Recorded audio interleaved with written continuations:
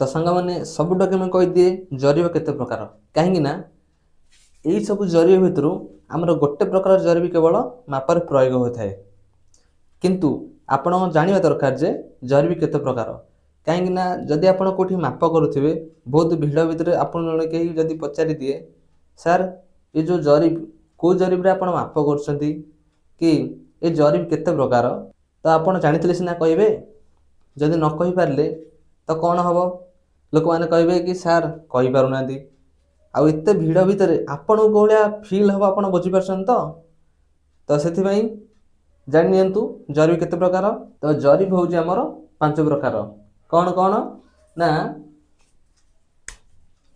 शाहजहानी जरीब 55 गज गजरे देखिले 1 गज 3 फुट ताले 55 गजरे केते फुट हम ना 165 फुट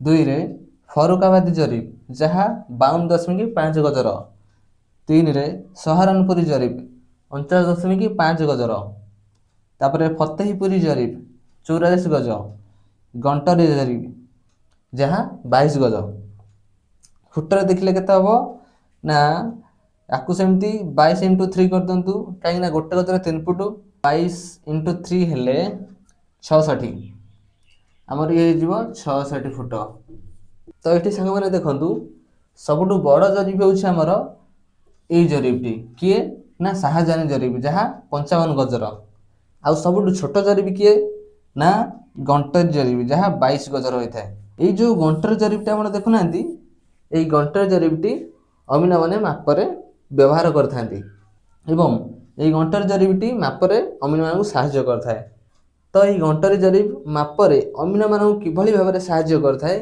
आगो कहबी आपण वीडियो को शेष समय देखंतु ताहले गंटरी जरीब ताले जरीबर ना कहीं गंटर होइचे प्रथम आगे जानिबा बा गंटरी हेची आमर जने इंग्रेज थिले तांको ना होजे गंटर्स एवं सही इंग्रेज जनक यही जरीबटी को प्रस्तुत करथिले बा तैयारी करथिले तेणु तांकरी नाम हिसाब रे हेची गंटरी जरीब तो सांग माने आपण क्रिकेट पिच देखिथिबे से क्रिकेट पिच टी 22 गजर होता है एवं ताहारी अकॉर्डिंग यही गंटरी जरीबटी प्रस्तुत होइथिला ये जो जरीब देखुचंदी मापरे देखिथिबे माप होला बेले ए जरीब रे केते गुडे दांती लागि थाए दांती तो कहबी बा तार जो नखी 4 नखी 3 नखी बेले थाए ताकू तो कहबी किंतु प्रथमे आपण आगे जानिने जरीब कोन आपण देखिथिबे आगे जेतेबेले चाळ घर थिला सेतरे सब जावळी कबाट लगे थाए जावळी कबाट माने डबल डोर वाला दीटा कबाट थिबो ताकू गोटे जरीब माध्यम रे लॉक करा जाए से जो जंजेरटी को देखिथिबे से जंजेर टाइप रे होउची ए गंटरी जरीबटी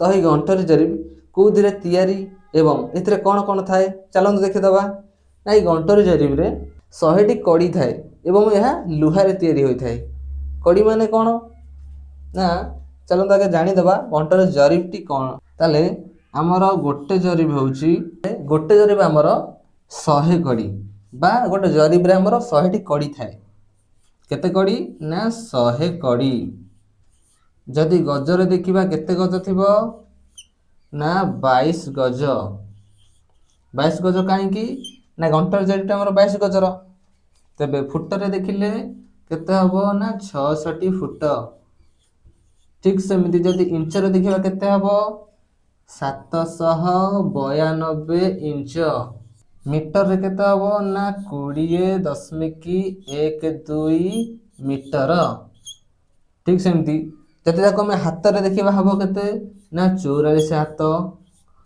चाखंड रे देखिले केते हबो ना 88 चाखंड 88 चाखंड चाखंड कौन बुझी परछन ना मन करंतु मु एटा को मापिबी एमती पकेइली हाथटा को देखंतु एई बुढ़ा आंगुठी ठारू एई काणी आंगुठी भितरे जो डिस्टेंस रहिला एई बुढ़ा आंगुठी ठारू काणी आंगुठी भितरे जो डिस्टेंस रहिला ताको कुआ जाए एक चाखंड सेमती 88 चाखंड तो हे जरीब लुहार जंजीर टाइप रो एवं यही जरीब रे दुई पटरे तार दुईटी हैंडल थाए धरिबा को एटी चित्र कर दउची आपण सहज रे बुझी परिबे तुम आगे जानि दियंतु ए कड़ी रे बा जरीब रे काहा को कोन कुआ जाए ये होची हैंडल जहाँ पितल रे तैयारी होई थाए बा ब्रास रे तैयारी होई थाए एवं तापर दुईटी मुदिया ଯାହା ଲୁହାରେ ତିଆରି ହୋଇଥାଏ ଏବଂ ତାପରେ ଗୋଟେ କଡ଼ି ସେ ବି ମଧ୍ୟ ଲୁହାରେ ତିଆରି ହୋଇଥାଏ।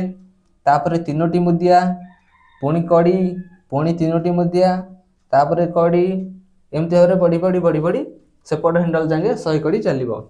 1 କଡ଼ି ବା ଗୋଟେ କଡ଼ି କହିଲେ କୋଉଠୁ କୋଉ ପର୍ଯ୍ୟନ୍ତ ବୁଝିବା? ଗୋଟେ କଡ଼ି କହିଲେ ଏ ହ୍ୟାଣ୍ଡଲର ଏଇ ଆରମ୍ଭରୁ ଏଇଠୁ ଆରମ୍ଭ ହବ ତାର ଏଇ ଯୋଉ 3ଟା ମୁଦିଆ ରହିଛି ସେ 3ଟା ମୁଦିଆର ମଝି ମୁଦିଆ ପର୍ଯ୍ୟନ୍ତ, এই ମଝି ମୁଦିଆ ପର୍ଯ୍ୟନ୍ତ ତାର ହବ ଗୋଟେ କଡ଼ି। କାହିଁକି ନା ଆମର ମାପଟା ଆରମ୍ଭ ହବ ଏଇ ହ୍ୟାଣ୍ଡଲର ପାଖରୁ, ହ୍ୟାଣ୍ଡଲର ଯୋଉ ଧରିବେ ଯୋଉ ହ୍ୟାଣ୍ଡଲର ପାଖରୁ ସେଇଠୁ କିନା ଆରମ୍ଭ ହବ ଏଇ ପର୍ଯ୍ୟନ୍ତ। ଏଇ 3ଟି ମୁଦିଆରେ ଯୋଉ ମଝି ମୁଦିଆଟି ଅଛି ସେ ମଝି ମୁଦିଆ ପର୍ଯ୍ୟନ୍ତ ହବ କ'ଣ ନା ଗୋଟେ କଡ଼ି।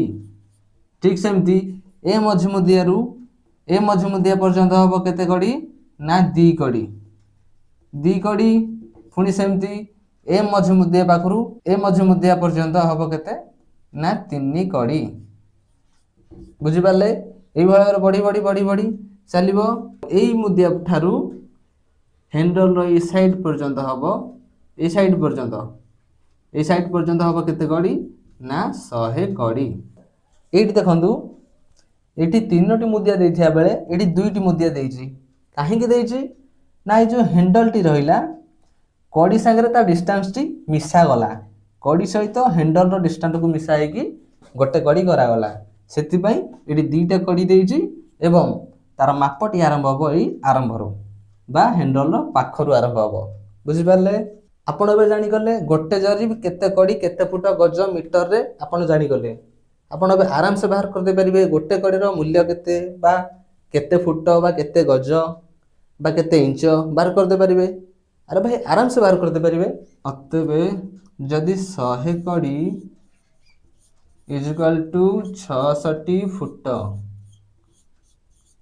ତେବେ 1 କଡ଼ି କେତେ ଫୁଟ ହବ?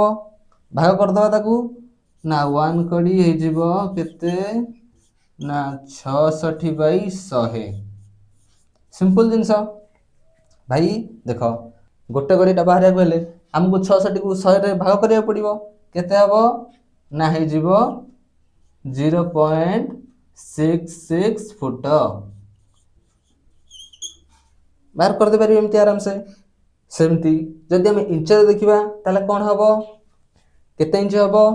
ଜରିବ କେତେ 792 ଇଞ୍ଚ ହେଲେ ଗୋଟେ କଡ଼ି କେତେ ଇଞ୍ଚ ହବ? ସେମିତି ଗୋଟେ କଡ଼ି ସମାନେ 792 କେତେ 100। ତାକୁ ବାହାରିଦେବା କେତେ ହବ ନା 7.92 ଇଞ୍ଚ ବାହାରିଗଲା ଆରାମସେ। ଆପଣ ସେମିତି ମିଟର ବାହାର କରିଦେଇ ପାରିବେ, ହାତରେ ବାହାର କରିଦେଇ ପାରିବେ, ଚାଖଣ୍ଡରେ ବି ବାହାର କରିଦେଇ ପାରିବେ।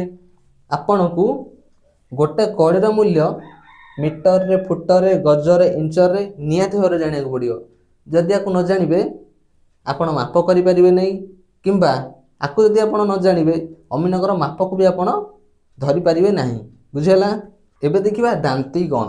ତ ଏହି ଜରିବରେ ଆମର ପ୍ରତି 10 କଡ଼ିରେ ଗୋଟେ ଗୋଟେ ପୁଲି ବା ଟ୍ୟାକ୍ସ ବା ଦାନ୍ତୀ ଲାଗିଥାଏ। ଏଇଭଳି ଭାବରେ ତ କ'ଣ ହୁଏ ନା ଆମର ପ୍ରତି 10 କଡ଼ିରେ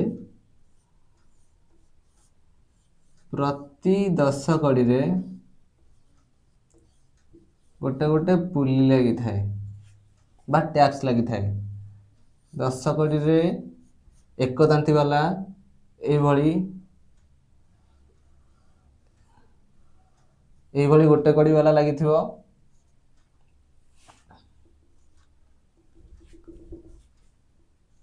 ଯାହାକୁ ଦାନ୍ତୀ ବା ପୁଲି ବା ଟ୍ୟାକ୍ସ କୁହାଯାଏ।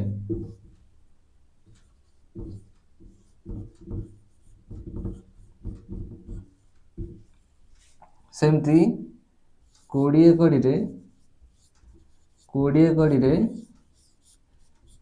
2 ଦାନ୍ତୀ ବାଲା ଲାଗିଥାଏ। ଏମିତି